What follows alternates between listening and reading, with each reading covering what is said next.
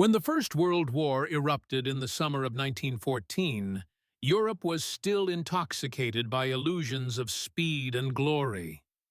The generals on all sides promised short campaigns and swift victories, certain that the war would be over by Christmas. On the Eastern Front, where vast spaces separated empires, the early months would bring some of the most fluid and dramatic maneuvers of the entire conflict. And in that vast theater, amid forests and lakes, would unfold one of the war's defining episodes, the Battle of Tannenberg, a struggle that transformed defeat into legend and set the tone for the tragedy that would follow. The story began with the mobilization of two mighty empires, Germany and Russia. Bound by treaties and rivalries that spanned generations, both had prepared for war but envisioned it differently. For Germany, the Schlieffen Plan dictated that the main effort should be in the West, crushing France swiftly before turning east against the slower mobilizing Russians. For Russia, the strategy was to strike quickly into East Prussia, threatening Berlin and drawing German forces away from France. It was a bold, desperate gamble, and one that would lead to catastrophe. In late August 1914, two Russian armies began their advance into German territory. The First Army, commanded by General Paul von Rennenkampf, moved from the northeast toward Königsberg, the provincial capital of East Prussia. The Second Army, under General Alexander Samsonov, advanced from the south through the forests and lakes of the Masurian region. Between them lay the German Eighth Army, numbering roughly 150,000 men, outnumbered nearly 2-1. On paper, the Russians seemed destined for victory. But war is rarely decided on paper. The German commander at the time, General Maximilian von Prittwitz, was an aging officer of the old school, cautious, uncertain, and unprepared for the shock of a two-front assault. His initial response to the Russian invasion was confusion. When Rennenkampf's army struck across the border and engaged German forces at Gumbinnen on August 20th, Prittwitz panicked. The battle went badly for the Germans, and by evening he ordered a retreat behind the Vistula River, a move that would have meant abandoning all of East Prussia. To Berlin, such an order was unthinkable. The province was the heartland of Prussian identity, sacred ground to the German military tradition. To give it up without a fight was political suicide. At headquarters, the German General Staff reacted swiftly. Prittwitz was relieved of command and replaced by a man whose name would soon become synonymous with victory, General Paul von Hindenburg. At 66, Hindenburg had been in retirement when war broke out. A towering figure with a stoic demeanor, he embodied the Prussian ideal of calm authority. But the real architect of the coming triumph was his chief of staff, the brilliant and volatile General Erich Ludendorff.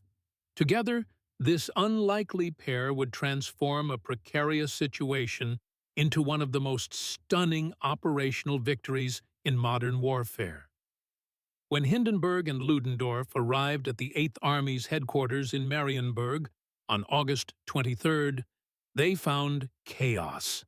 Communications were disjointed, supplies were scarce, morale was shaky, yet, in the confusion, lay opportunity.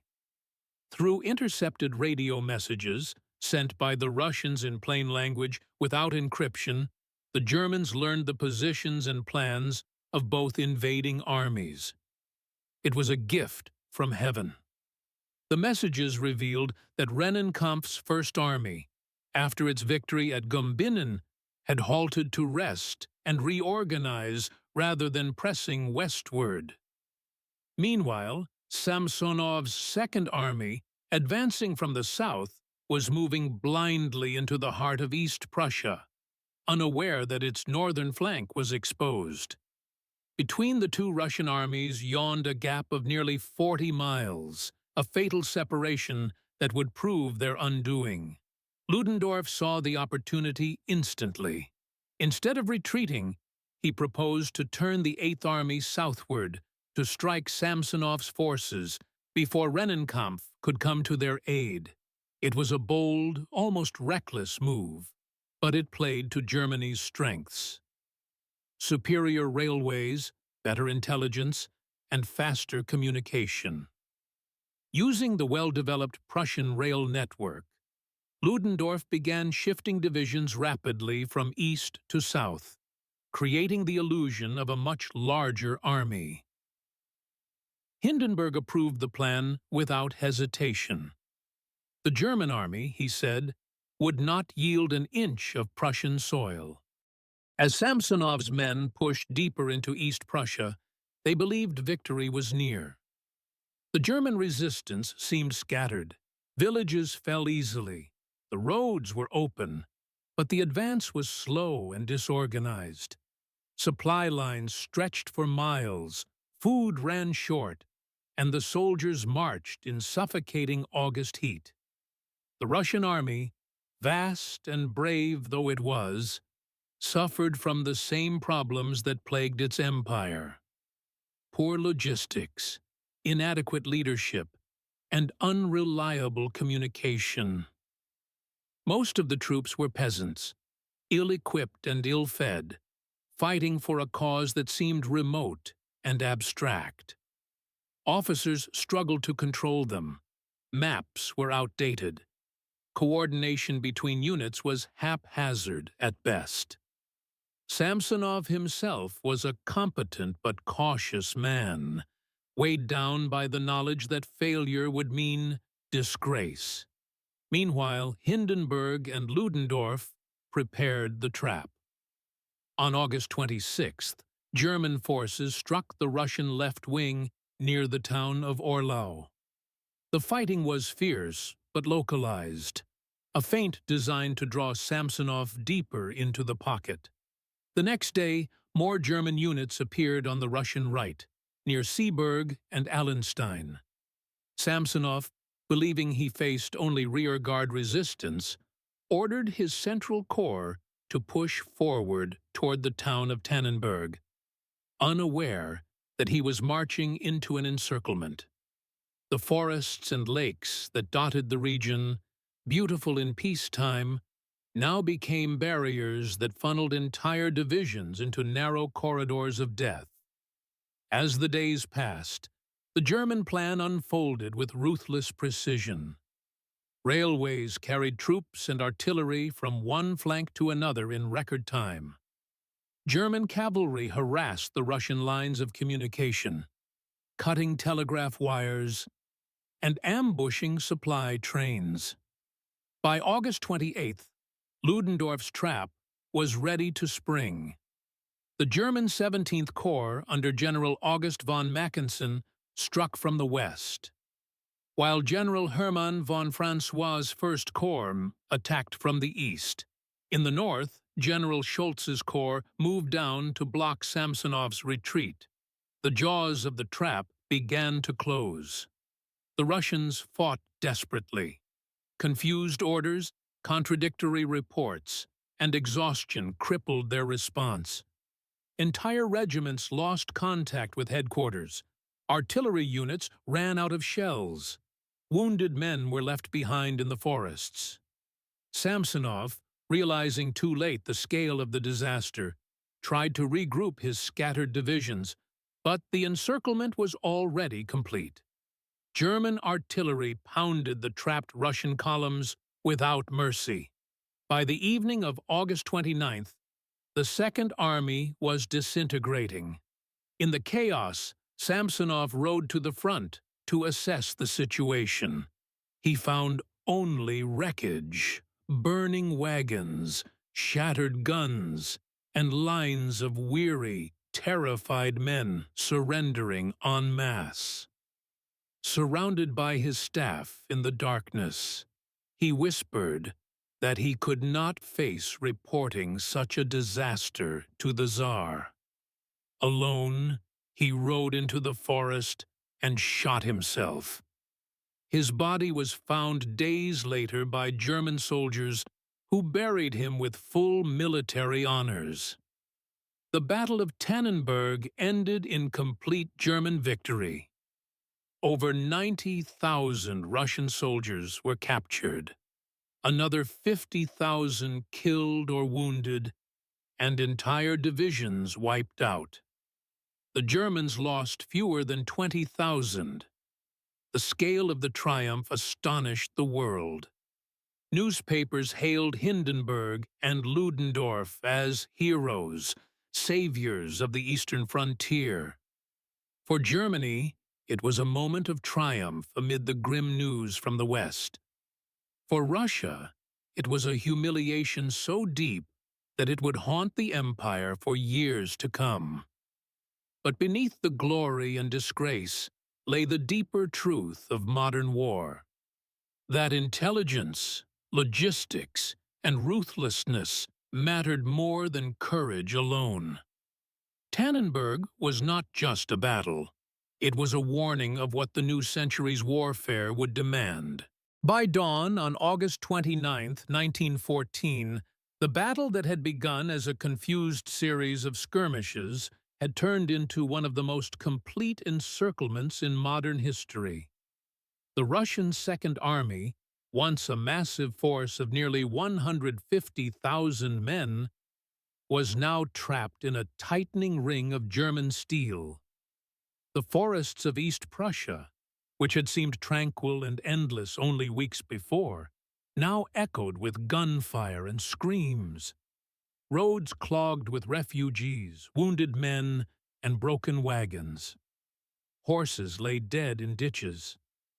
The rising sun revealed a scene of collapse, columns of Russian soldiers wandering aimlessly through the woods, officers shouting contradictory orders, messengers shot down before they could deliver their dispatches.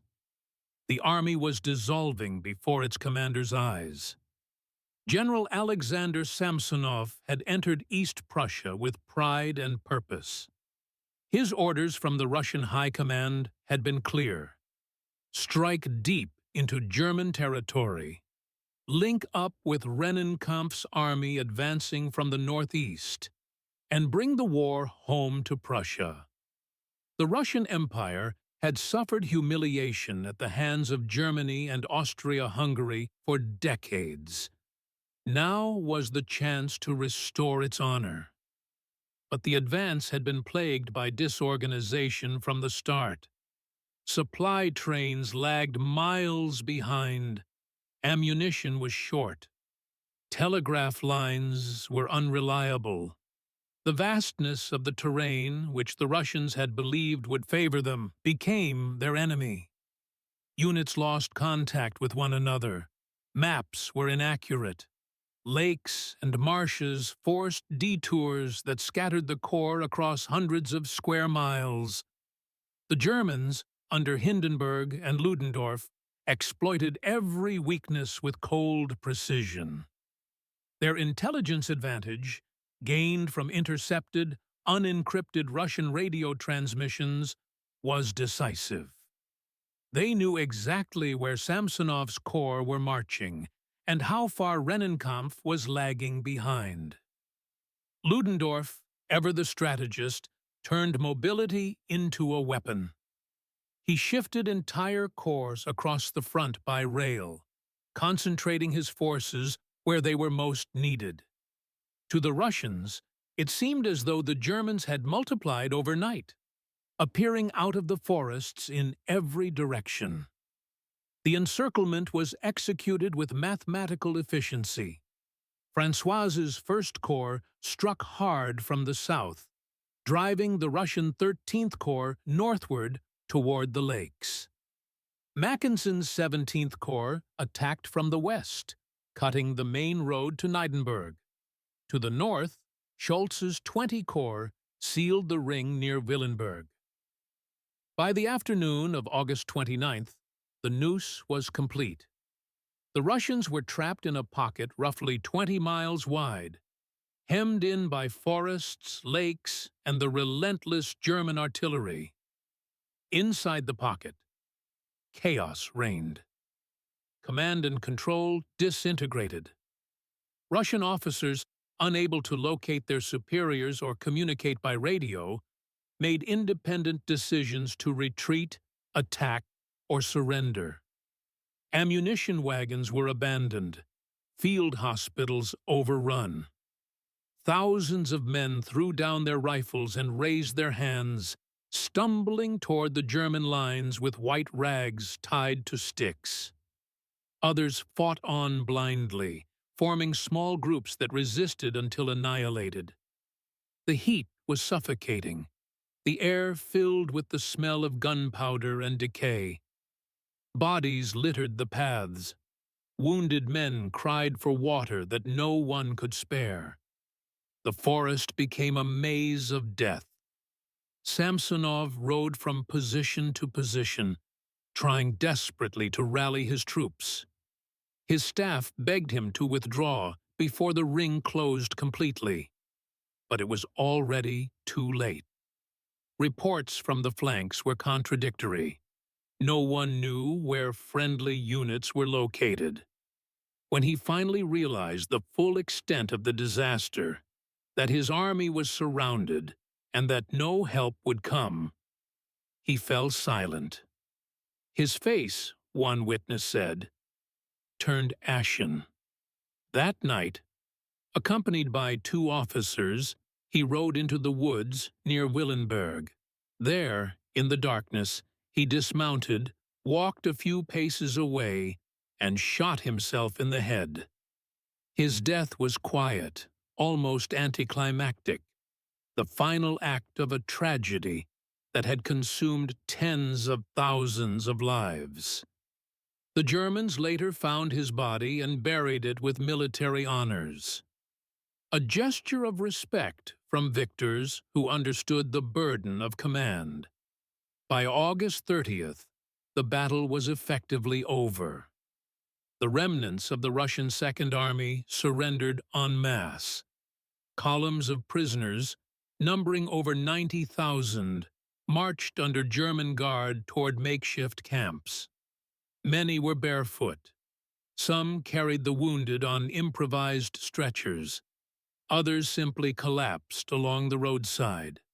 German officers watched in stunned disbelief at the scale of the victory. Entire divisions had ceased to exist.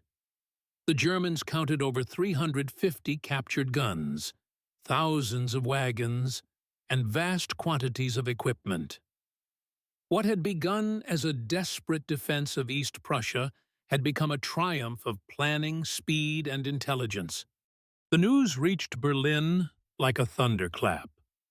For a nation that had spent August anxiously following reports from the Western Front, where progress had stalled, Tannenberg was a revelation.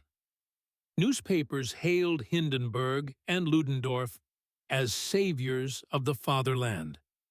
The Kaiser personally sent his congratulations, calling it a battle of annihilation such as the world has never seen. Crowds filled the streets, cheering the names of generals who had transformed near defeat into resounding victory. Hindenburg, tall and impassive, became a national hero overnight. His image, white-mustached, broad-shouldered, a symbol of Prussian strength, appeared on postcards, posters, and commemorative medals. For the German people, Tannenberg was not merely a military success. It was a vindication of national destiny. Yet even as the public celebrated, the deeper implications were more complex. The victory, though overwhelming, did not change the course of the war as dramatically as it appeared. The bulk of the German army remained tied to the Western Front, where the stalemate deepened. In the east, Russia still possessed enormous reserves of manpower, and its First Army continued to threaten the frontier. But psychologically, Tannenberg mattered immensely. It restored confidence to the German command, demoralized the Russian army, and established the Hindenburg-Ludendorff partnership that would dominate Germany's war effort for the next 4 years. The choice of name, Tannenberg, was itself symbolic. The battle had taken place closer to the town of Allenstein, but Hindenburg insisted on calling it Tannenberg in deliberate reference to the medieval Battle of Tannenberg in 1410, when the Teutonic Knights had been crushed by Polish and Lithuanian forces. By invoking that ancient defeat, Hindenburg presented his victory as a historic revenge, a restoration of Prussian honor. The narrative was irresistible. Germany, under Prussian leadership, had avenged a centuries-old humiliation and proven its superiority once again. The myth of Tannenberg was born not only from military success, but from the power of memory and propaganda. The German soldiers who fought in the battle carried their own memories, less triumphant, more human. They had marched through forests filled with corpses, slept beside their fallen comrades, and watched enemy soldiers surrender by the thousands. Many were young reservists who had never seen combat before August 19, 14. They emerged from the campaign hardened and haunted. Some wrote home, describing the sight of endless columns of prisoners, others the eerie quiet after the fighting stopped.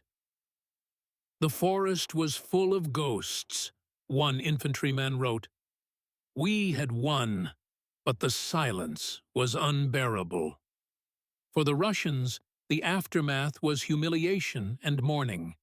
News of Samsonov's death spread quickly, and with it the full extent of the disaster. The Tsar ordered 3 days of national mourning, but privately, the high command was shaken. The loss of an entire army, nearly 150,000 men, undermined confidence in the military leadership.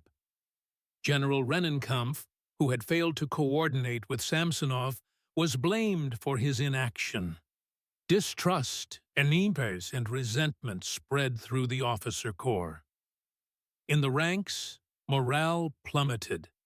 The dream of a swift invasion of Germany was shattered. The empire's vastness and manpower would allow it to recover, but the psychological blow was immense. The Russian soldier, already poorly equipped and ill-fed, now carried the weight of defeat on his shoulders. Tannenberg's significance reached far beyond the battlefield. It demonstrated the decisive role of modern communications, how radio, railways, and coordination could determine the fate of armies. It also revealed the vulnerability of vast, slow-moving forces in the face of mobility and information. Hindenburg and Ludendorff had shown what industrialized warfare would become, a contest not merely of courage, but of calculation. The war's old romanticism died amid the forests of East Prussia. For Germany, Tannenberg became a legend. For Russia, a wound that never healed. And yet, both nations, in their victory and defeat, were entering a new kind of war, one that would demand not just bravery, but total national endurance. Tannenberg was only the beginning. When the smoke cleared over the fields and forests of East Prussia, the scale of the German triumph became fully apparent. Tannenberg had been not merely a victory, but an annihilation. The Russian Second Army had ceased to exist as an organized force. More than 90,000 prisoners were in German hands, tens of thousands more lay dead, and a few scattered remnants fled eastward in panic.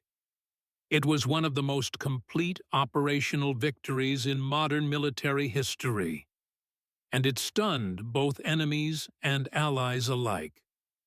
The German Empire, which had begun the war facing overwhelming odds, now seemed capable of miracles. The shadow that had loomed over East Prussia was gone, replaced by a wave of pride that swept through the nation like a cleansing fire. In the days after the battle, German officers surveyed the devastation. Forests were filled with corpses, their faces pale in the sun. Horses and wagons blocked every road. Captured artillery stood in long rows awaiting transport. Columns of prisoners stretched for miles. Gaunt, exhausted men marching with heads bowed, escorted by young German soldiers scarcely older than they were. The contrast between triumph and misery was jarring. A few German officers offered their canteens to the prisoners, moved by pity. Others turned away, unable to look. War, for all its supposed glory, had revealed its true face. At headquarters in Marienburg, Hindenburg and Ludendorff received the Kaiser's congratulations. Messages of praise poured in from across Germany. Newspapers published breathless accounts of the Battle of the Ages, and crowds gathered in Berlin and Munich to celebrate. Portraits of Hindenburg appeared in shop windows, his stern gaze and massive frame embodying the old Prussian virtues of discipline and strength. Songs were composed, medals struck, and speeches delivered extolling the genius of the East. Ludendorff, the architect of the victory, basked in fame, but also began to show the traits that would define him: restless energy, arrogance, and an unshakable belief in his own destiny. Together, the two generals became inseparable in the public imagination, though their partnership was already tinged with tension. Hindenburg was the face of stoic heroism. Ludendorff, the relentless mind behind the curtain. For the German people, Tannenberg provided something more profound than celebration. It offered reassurance. The war, which had seemed uncertain and chaotic, now had a symbol of order and purpose.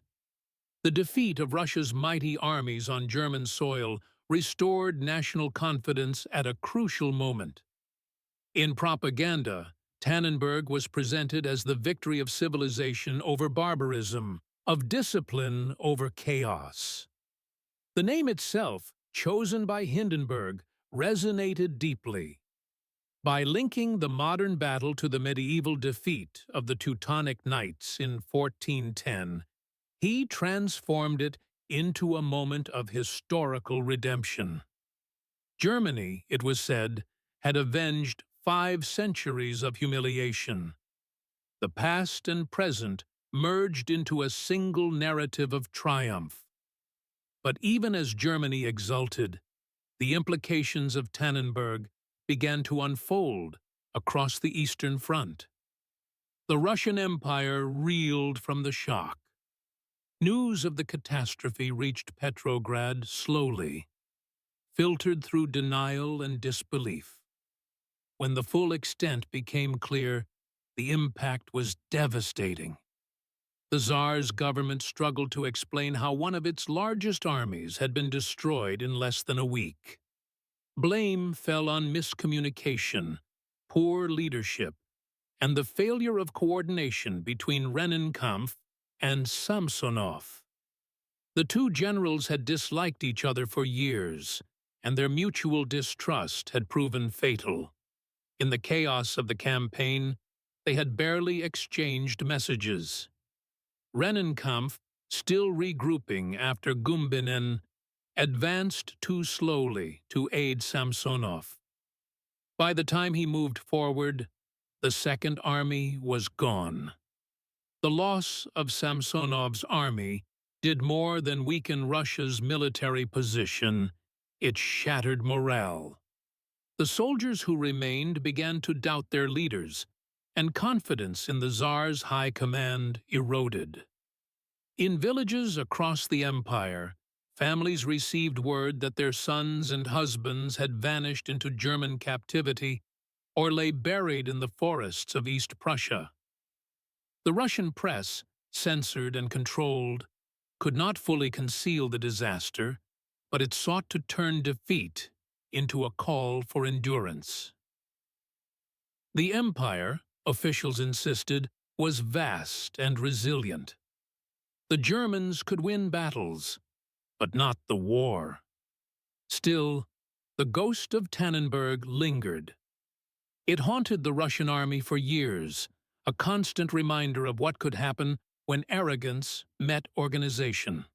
For Hindenburg and Ludendorff, the victory brought not only glory, but new responsibilities. Their success at Tannenberg elevated them overnight to the command of German forces in the east. They were now tasked with defending the empire's longest frontier against a still massive Russian army. The lessons of Tannenberg, speed, intelligence, and precision, became the guiding principles of their campaigns. Within weeks they would apply them again, this time on an even larger scale. The opportunity came in early September, when Rennenkampf's First Army, still reeling from the shock of Tannenberg, began withdrawing eastward. Hindenburg and Ludendorff, determined to exploit their momentum, launched a new offensive. The goal was to drive the Russians completely out of East Prussia and inflict another crushing defeat. The terrain was treacherous: dense forests, swamps, and the narrow waterways of the Masurian lakes. But it favored the Germans, who knew the region intimately. The campaign that followed would be remembered as the First Battle of the Masurian Lakes. Once again, the German army moved with remarkable coordination. Artillery and infantry worked in harmony. Railways carried troops swiftly between sectors, and air reconnaissance, still in its infancy, provided valuable intelligence on enemy movements. The Russian army, demoralized and exhausted, could not resist effectively. By mid-September, Rennenkampf's forces were in full retreat. German units pursued them relentlessly, capturing thousands and driving the survivors back into Russian Poland. East Prussia was secure. The twin victories of Tannenberg and the Masurian Lakes transformed what had begun as a desperate defense into an almost mythic campaign of salvation. In Berlin, the political impact was immediate. Hindenburg and Ludendorff became national icons, symbols of a new kind of warfare and leadership.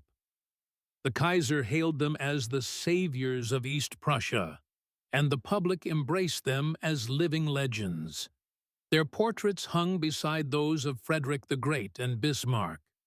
The name Tannenberg was immortalized not only in medals and monuments, but in the imagination of an entire generation. In the German psyche, it came to represent more than victory. It was proof that divine providence favored the Reich. Yet beneath the surface of triumph lay contradictions that would shape the rest of the war. The victories on the Eastern Front, though spectacular, did not resolve Germany's strategic dilemma. The Schlieffen Plan had failed in the West, where the French and British held the line on the Marne. The Western Front settled into trench warfare, a stalemate that would drain Germany's resources for years. Hindenburg and Ludendorff's successes in the East could not alter that reality. They had saved East Prussia, but they could not save Europe from the grind of attrition. Still, for the German people, Tannenberg remained a beacon in the darkness. Veterans who fought there carried the pride of that battle for the rest of their lives. It became a touchstone for national identity, invoked in speeches and memorials long after the war ended. In 1927, a massive Tannenberg memorial was erected in East Prussia, a complex of stone towers surrounding a central courtyard, intended to rival the grandeur of medieval fortresses. When Hindenburg died in 1934, his body was interred there with state honors. To the German nation, he had become the embodiment of Tannenberg itself, the man who had turned the tide of history. But for those who looked closer, the legacy of Tannenberg was more ambiguous. It had created heroes, but also myths. It had proven the power of modern command and technology. But it had also deepened Germany's faith in militarism and destiny. Hindenburg and Ludendorff would later use that faith to justify new wars and new illusions. In the ashes of the First World War, the memory of Tannenberg would be invoked again, this time by men who sought not to defend Germany, but to dominate Europe. For Russia, meanwhile, the lessons of Tannenberg were grim but necessary. The disaster forced the army to modernize, to improve its communication, and to learn the hard truths of 20th century warfare. Yet the damage to morale and faith in leadership was irreversible. In the years that followed, the strain of continued defeats, hunger, and disillusionment would erode the empire from within. Tannenberg, though only one battle, had planted the seeds of future collapse. The soldiers who fought at Tannenberg remembered it differently from the generals and politicians. For them, it was not legend, but memory, of smoke and confusion, of comrades lost in the woods, of triumph paid for in fear and exhaustion. Some carried medals, others carried nightmares, and all knew that what had happened in those forests in August 1914 had changed everything. The old world had ended there, in the silence that followed victory. When the guns fell silent in East Prussia in September 1914, the German Empire stood in awe of what it had accomplished. The name Tannenberg spread through newspapers, posters, and schoolrooms like a hymn of deliverance. To a people who had feared invasion and humiliation, it became proof that discipline, intelligence, and unity could overcome overwhelming odds. Yet, beneath the triumph, the seeds of future tragedy were already germinating. The victory that had lifted Germany's spirits also strengthened its faith in militarism, hierarchy, and destiny, forces that would shape not just the war, but the nation's entire future. For General Paul von Hindenburg, the transformation from retired officer to national hero was meteoric. His calm authority and stoic presence captured the imagination of a country desperate for symbols of strength. His chief of staff, Erich Ludendorff, shared in the glory. Though his temperament was different, fiery, restless, consumed by the conviction that willpower could overcome any obstacle. Together, they became legends in their own time. The saviors of East Prussia, the men who had humiliated the Russian bear. But as with many legends, the reality beneath the myth was more complex. The success at Tannenberg had depended on intelligence failures by the Russians as much as on German brilliance. The intercepted radio messages that revealed Samsonov's plans, the geography that channeled his movements, and the disunity between Russia's commanders had all contributed to the encirclement. Hindenburg and Ludendorff had seized opportunity with skill, but they had also been fortunate. Yet the public, and even the military establishment, saw only genius and destiny. The aura of infallibility that surrounded them would later become a dangerous illusion. In the short term, Tannenberg changed the strategic landscape of the Eastern Front.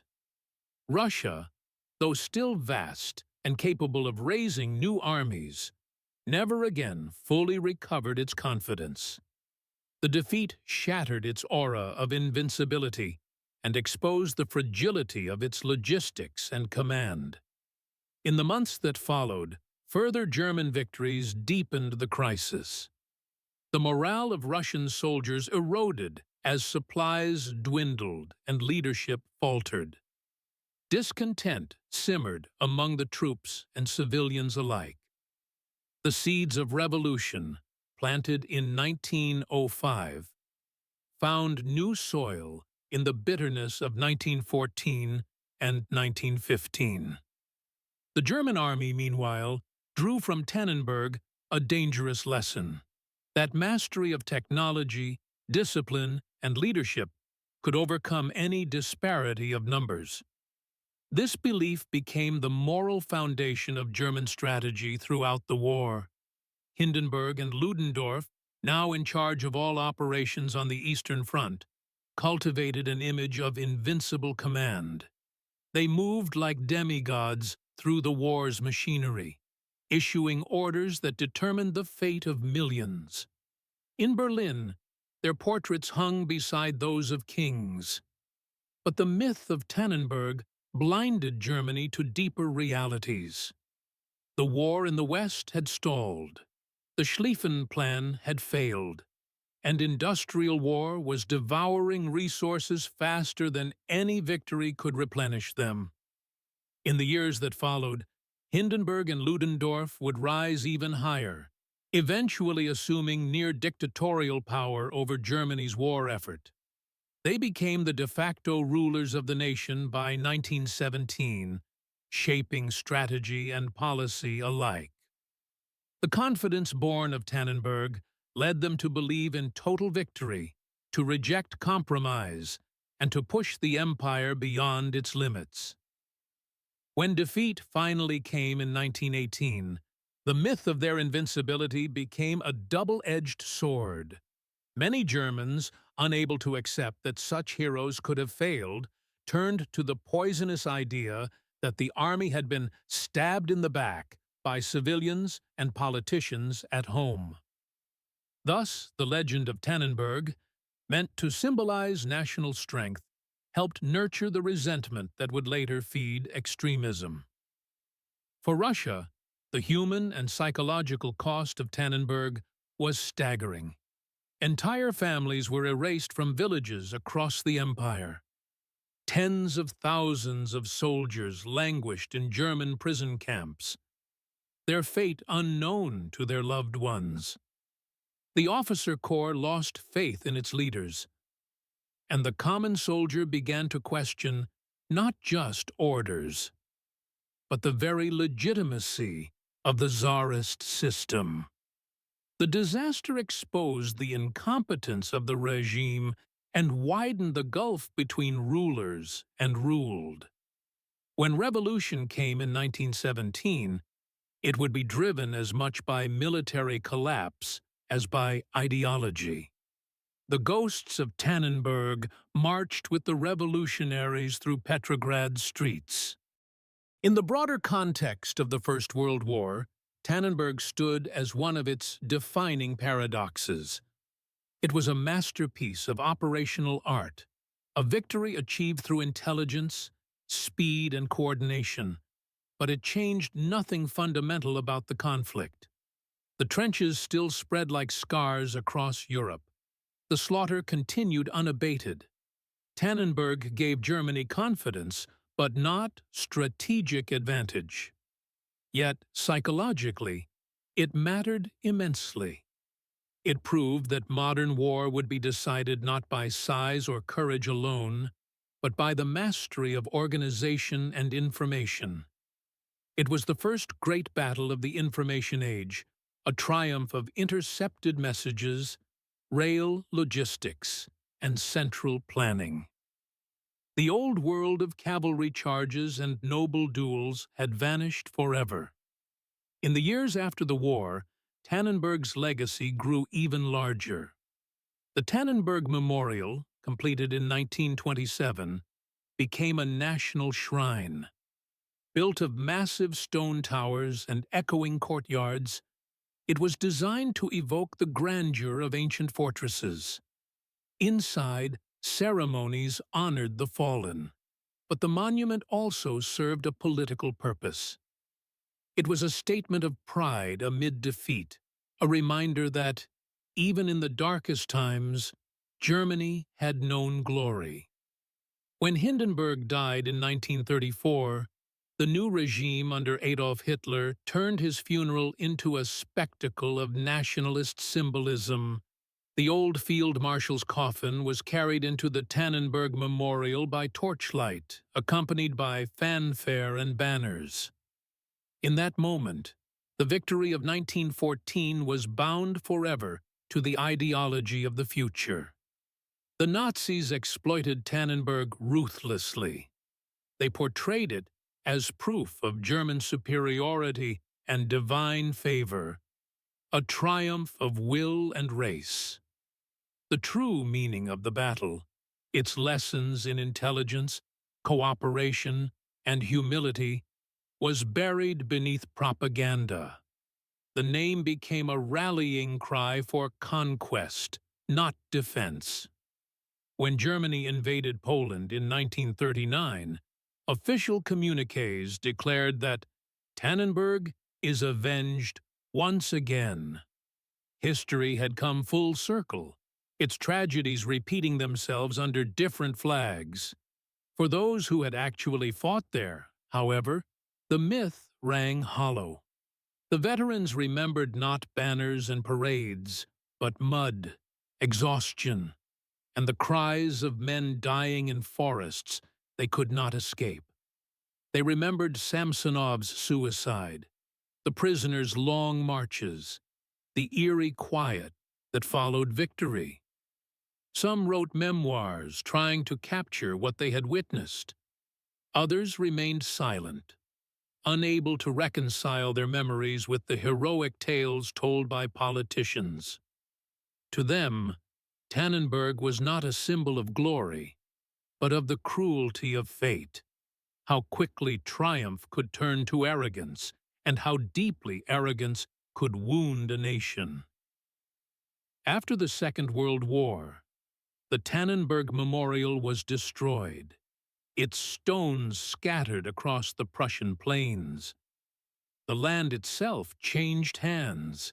East Prussia became part of Poland, and the battlefields returned to silence. Forests grew over the craters. Villages were rebuilt, and the roads where Samsonov's army had marched became rural byways once more. Only the earth remembered. Farmers still unearthed rusted rifles, buttons, and fragments of bone, the remnants of men whose names had long since faded. In the end, the battlefield returned to anonymity, its myths dissolved by time. Yet the legacy of Tannenberg endures in subtler ways. It remains a study in the power and peril of leadership, in how victory can deceive as easily as defeat. It reminds historians and soldiers alike that success achieved through intelligence and speed must still be tempered by humility. Above all, it reveals how the stories nations tell about their triumphs can shape their destinies for generations. Germany's myth of Tannenberg helped build pride, but it also blinded the nation to its limits. Russia's memory of humiliation helped fuel revolution and reform, but it also deepened resentment and loss. The battle's influence stretched far beyond the fields of East Prussia. It reached into the very heart of the 20th century. More than a century later, the name Tannenberg still carries an echo. It stands as both warning and testament, a reminder of the heights to which human intellect can rise, and the depths to which ambition can fall. The forests where the battle raged are quiet now, filled with bird song and the whisper of wind through the pines. But beneath the roots, the soil still holds fragments of that August firestorm. The last traces of men who lived and died in one of history's most astonishing reversals. They did not know they were shaping legends. They only knew they were fighting to survive. And so the story of Tannenberg endures, a tale of brilliance and blindness, courage and collapse, triumph and tragedy. It reminds us that victory can be as dangerous as defeat, and that even the greatest generals are servants of chance. In the end, Tannenberg was not only a battle between armies, it was a battle between myth and reality. And, as history would show, the myth proved far more enduring